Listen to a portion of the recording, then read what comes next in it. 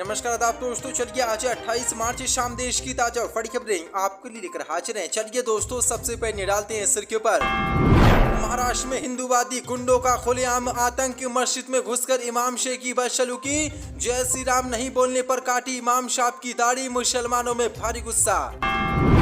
बिल्किस बानो को लेकर supreme court से मोदी को लगा तगड़ा झटका। सुप्रीम कोर्ट ने पूछा, सालों जेल में पड़े रहते हैं हत्या के दोषी, नहीं मिलती माफी, बिल्किस बानो के दोषियों पर क्यों हुआ रहमो करम, बताए मोदी सरकार। सांसदी छीनने के बाद अब राहुल गांधी को मोदी सरकार ने भेजा सरकारी बंगला खाली करने का नोटिस। कांग्रेस बोली, नफरत की भी हद होती है। रमजान के पवित्र महीने में सऊदी अरब में बड़ा हादसा, सऊदी में हज यात्रियों से भरी बस में लगी आग, 20 हज यात्रियों की मौत। कर्नाटक से बीजेपी को तगड़ा झटका, रिश्वत लेने के मामले में कर्नाटक बीजेपी के विधायक मदल विरूपाक्षप्पा को पुलिस ने किया गिरफ्तार। कनाडा में रेलवे स्टेशन पर नमाज पढ़ने से मुस्लिम व्यक्ति को रोकना, सुरक्षाकर्मी को पड़ा भारी, कनाडा सरकार ने सुरक्षाकर्मी को नौकरी से निकाला। में निकाय चुनाव का रास्ता हुआ साफ, सुप्रीम कोर्ट ने दी हरी झंडी, अगले 2 दिन में जारी होगी अधिसूचना। तो दोस्तों, सभी खबरों को एक एक कर विस्तार से आपको बताने वाले हैं। वीडियो को दिल से लाइक कर चैनल को सब्सक्राइब जरूर कर लें। इसी के साथ से पहले बड़ी खबर कैलकुलेशन। महाराष्ट्र में भगवाधारी आतंकियों का खुलेआम आतंक, मस्जिद में घुसकर इमाम शेख की बदसलूकी, जय श्री राम नहीं बोला तो काटी दाढ़ी, चौंसा पदें। महाराष्ट्र में आज भगवाधारी गुंडों का खुलेआम आतंक सामने आया है। दरअसल आपको बता दें, महाराष्ट्र के जालना के गांव में अज्ञात गुंडों ने एक मस्जिद में घुसकर इमाम पर हमला कर दिया। हमलावर गुंडों ने इमाम को जय श्री राम बोलने के लिए भी मजबूर किया। घटना के बाद इलाके में तनाव बढ़ गया है और मुसलमानों में भगवाधारी आतंकियों के खिलाफ भारी गुस्सा है। पुलिस ने बताया कि 26 मार्च को शाम 7:30 बजे जब इमाम साहब मस्जिद में थे, उसी समय अज्ञात भगवाधारी गुंडे आतंकी मस्जिद में मुंह पर कपड़ा बांधकर दाखिल हुए और इमाम को जय श्री राम बोलने के लिए मजबूर किया। लेकिन जब इमाम ने जय श्री राम बोलने से इनकार कर दिया, तभी 3 आतंकियों ने इमाम साहब की मारपीट की और उनको दबा सुंघाकर बेहोश कर दिया। वहीं आरोपी गुंडों ने आतंकवादियों ने इमाम साहब की दाढ़ी को भी काट दिया, जिसके बाद महाराष्ट्र में तनाव बढ़ गया है और मुसलमानों में आतंकियों के खिलाफ भारी गुस्सा है। दोस्तों, किस तरह से रमजान के पवित्र महीने में ये भगवाधारी गुंडे मस्जिदों में इमाम साहब से बदसलूकी कर रहे हैं। इसी के साथ कैलकुलेशन। सांसदी छीनने के बाद अब राहुल गांधी को सरकारी बंगला खाली करने का मिला नोटिस। 64 पदे कांग्रेस के पूर्व अध्यक्ष राहुल गांधी को लोकसभा सदस्यता रद्द किए जाने के बाद अब बतौर सांसद आवंटित सरकारी बंगला खाली करने का नोटिस मिला है।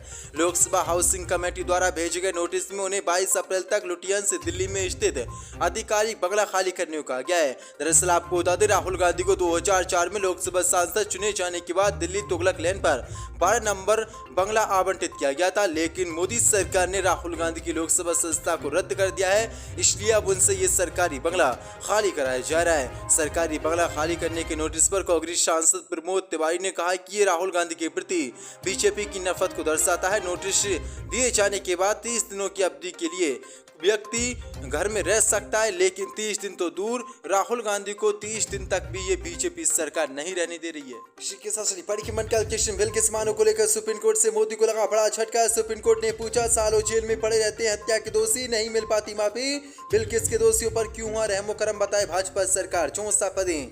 बिल्किस बानो से रेप और उसके परिजनों की हत्या के मामले में 11 दोषियों की रिहाई पर देरी सही पर सुप्रीम कोर्ट ने सख्त रुख अख्तियार किया है। डबल बेंच ने पूछा कि बहुत से ऐसे मामले हैं जिनमें हत्या के दोषी जेल में ही पड़े रहते हैं, उनकी तरफ कोई ध्यान नहीं देता। फिर बिल्किस बानो के मामले के दोषियों को माफी क्यों दे दी गई? ये माफी देते वक्त हत्या के सारे दोषियों के मामलों पर गौर किया गया था। Justice KM. जोसेफ और जस्टिस बी.बी. नागरत्ना की बेंच ने बिल्किस मामले को लीड केस मानते हुए सारे पक्षों को नोटिस जारी किया है और मोदी सरकार से पूछा है कि बताए मोदी सरकार, इन हत्यारों को, इन बलात्कारियों को क्यों जेल से छोड़ा गया था और क्यों इनको जेल से निकाला गया था, क्यों इन पर रहमो करम हुआ था, जबकि और जो हत्या के दोषी हैं वो जेल में ही सड़ते रहते हैं, उनको कोई पूछता भी नहीं है। जिसके बाद अब मोदी सरकार समेत भाजपा और सभी पक्षों को नोटिस सुप्रीम कोर्ट ने भेजा है और जवाब मांगा है। बड़ा झटका सुप्रीम कोर्ट मोदी सरकार को देने जा रहा है और इन 11 बलात्कारियों को फिर सुप्रीम कोर्ट में डाल सकता है। इसी के साथ बड़ी कैलकुलेशन। रमजान के महीने में सऊदी अरब में दर्दनाक हादसा, हज यात्रियों से भरी बस में लगी आग, 20 मुसलमानों की मौत। 64 पदें। मुस्लिम धर्म में मक्का मदीना बहुत ही पवित्र जगह है, यहाँ पर हर साल लाखों लोग जाते हैं। सऊदी राज्य मीडिया ने बताया कि तीर्थ यात्रियों को पवित्र शहर मक्का ले जा रही एक बस सोमवार को एक पुल से टकरा गई। टक्कर के बाद उसमें आग लग गई, जिसमें 20 हज यात्रियों की मौत हो गई और 2 दर्जन से हज यात्री घायल हो गए। दक्षिणी प्रांत असीर की घटना इस्लाम के सबसे पवित्र शहर मक्का और मदीना में जाने वाले को ले जाते वक्त हुई। यहाँ हमेशा यात्रियों को सुरक्षित ले जाए जाने के दौरान लगातार चुनौतियों का सामना करना पड़ता है, लेकिन बड़ी अपडेट निकल के सामने आ रही है। घटना रमजान के पहले सप्ताह के दौरान हुई है। यहाँ पर अलग अलग देशों से आए उम्रा करने वाले लोगों को ये बस सऊदी अरब में मक्का मदीना की तरफ ले जा रही थी, लेकिन बड़ी अपडेट निकल के सामने ये एक पुल से टकरा गई। पुल से टकराने के बाद इस बस में आग लग गई और 20 हज यात्रियों की मौत हो गई। 2 दर्जन से ज्यादा हज यात्री घायल हो गए। अभी तक ये डाटा निकल कर सामने नहीं आया है कि ये 20 हज यात्रियों की मौत हुई है वो कौन से देश के थे। साथ मोदी सरकार को तगड़ा झटका। रिश्वत लेने के मामले में कर्नाटक बीजेपी के विधायक मदन विरूपा छप्पा गिरफ्तार। 64 पदें।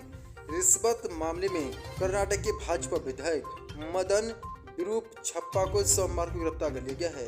इस महीने की शुरुआत में भाजपा विधायक के बेटे प्रशांत कुमार को लोकायुक्त ने 40 लाख रुपए की रिश्वत लेते हुए रंगे हाथ पकड़ा था।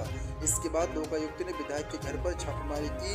40 लाख रुपए की रिश्वत लेने के आरोप में पकड़े जाने के बाद छापे मारे गए। छापे में विधायक पुत्र के घर से 6 करोड़ रुपए से अधिक की बेहिसाब नकदी बरामद की गई। भाजपा विधायक ने अपने बेटे के खिलाफ लोकायुक्त की कार्रवाई के बाद KSDL के अध्यक्ष पद से इस्तीफा दे दिया था। रिश्वत लेते प्रशांत कुसुमर MP को रंगे हाथ पकड़े जाने के 3 दिन बाद सोमवार को उसी पिता व उस भाजपा विधायक मदन विरूपक्षा फरार हो गए थे। इसके बाद विरूपक्षा ने जमानत के लिए कर्नाटक हाईकोर्ट को रुख किया था। कर्नाटक हाईकोर्ट ने सशर्ते जमानत दे दी, लेकिन अब बड़ी अपडेट निकल के सामने लगातार कांग्रेस ने भ्रष्टाचार का मुद्दा उठाया था। अब बड़ी अपडेट निकल के सामने आ रही है कि पुलिस ने बड़ा एक्शन इस बीजेपी के विधायक पर लिया है और इसको गिरफ्तार कर जेल में डाल दिया है। जो बड़ी अपडेट है, रिश्वत लेना इस विधायक को भारी पड़ी। के साथ बड़ी की मनकाल के रेलवे स्टेशन पर नमाज पढ़ने से मुस्लिम शख्स को रोकना पुलिस कर्मी को बड़ा भारी गई नौकरी। 64 पदें। एक शख्स रेलवे स्टेशन पर नमाज पढ़ा था, तभी सुरक्षा कर्मी ने उस मुस्लिम शख्स को नमाज पढ़ने से रोक दिया। बाद में सुरक्षा गार्ड को नौकरी से हटा दिया गया है। ये घटना कनाडा की है। रेलवे स्टेशन पर जिस शख्स के साथ ये घटना हुई है उसका नाम अहमद बताया जा रहा है। अहमद ने ओटापा के CCTV न्यूज को बताया कि सुरक्षा गार्ड उसके पास आया और उससे कहा कि यहाँ नमाज ना पढ़ें। यह सुरक्षा गार्ड कनाडा की बाया रेल के साथ काम करता था। अहमद की नमाज पूरी हो चुकी थी जब ऐसा करने से रोका गया। अहमद ने बताया कि सुरक्षा गार्ड भी कहते हुए सुना जा सकता है कि यहाँ पर प्रार्थना मत करो, हम नहीं चाहते कि तुम लोग यहाँ पर नमाज पढ़ो, तुम्हारी वजह से हमारे बाकी के ग्राहक परेशान हो रहे हैं। ये घटना पिछले हफ्ते हुई है और अहमद ने गुरुवार को इस बारे में मीडिया से बात की। हाथ से गुजरने वाले एक शख्स ने भी इस पूरे मामले का वीडियो बनाया। थोड़ी देर बाद ये वीडियो वायरल हो गया। इसके वायरल होने के बाद तुरंत ही बड़ी अपडेट निकल के सामने आ रही है।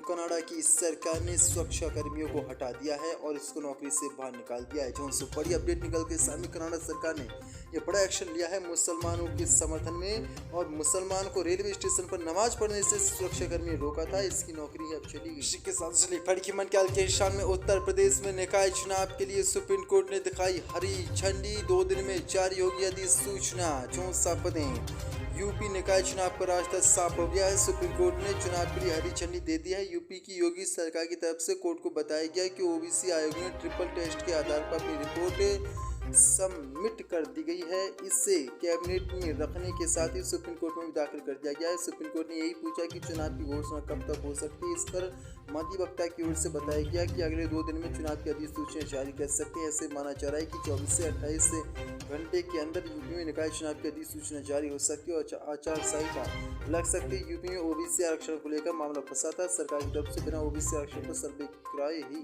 चुनाव की घोषणा कर दी गई थी, जबकि सुप्रीम कोर्ट ने ट्रिपल टेस्ट के बाद ही OBC आरक्षण तय करने को कहा था। सुप्रीम कोर्ट के आदेश पर ही सरकार ने पिछड़ा वर्ग आयोग बनाया और ट्रिपल टेस्ट के आधार पर आरक्षण तय किया गया। लेकिन अब बड़ी अपडेट निकल के सामने सुप्रीम कोर्ट ने निकाय चुनाव का रास्ता साफ कर दिया, हरी झंडी दे दी है। किस समय भी अब अधिसूचना जारी हो सकती है और चुनावों की तारीखों का ऐलान हो सकता है। कर्नाटक विधानसभा चुनाव लड़ने का मायावती ने किया ऐलान। कितनी सीटों पर लड़ेगी चुनाव, इसकी बताई भी जानकारी। 64 पदें। कर्नाटक राज्य में विधानसभा चुनाव BSP अकेले ही अपने बलबूते पर लड़ेगी। इसका ऐलान खुद BSP सुप्रीमो मायावती ने किया है। जानकारी के मुताबिक कर्नाटक चुनाव की तैयारियों के संबंध में राज्य के वरिष्ठ जिम्मेदार लोगों के साथ दिल्ली में आज हुई बैठक में लगभग 60% उम्मीदवारों के नामों को अंतिम रूप दे दिया गया है। इस चयनित बीएसपी उम्मीदवारों की सूची सिरसी वहां स्थानीय स्तर पर जारी की जाएगी। साथ ही प्रदेश यूनिट को सख्त हिदायत दी गई है कि बाकी बची विधानसभा सीटों पर भी छात्र पार्टी के समर्पित और कर्मकट कार्यकर्ताओं को ही आगे बढ़ाए और चुनाव मैदान में उतारें। बता दें कि साल 2018 में हुए विधानसभा चुनाव में बीएसपी कर्नाटक में एक सीट पर जीत हासिल कर चुकी थी।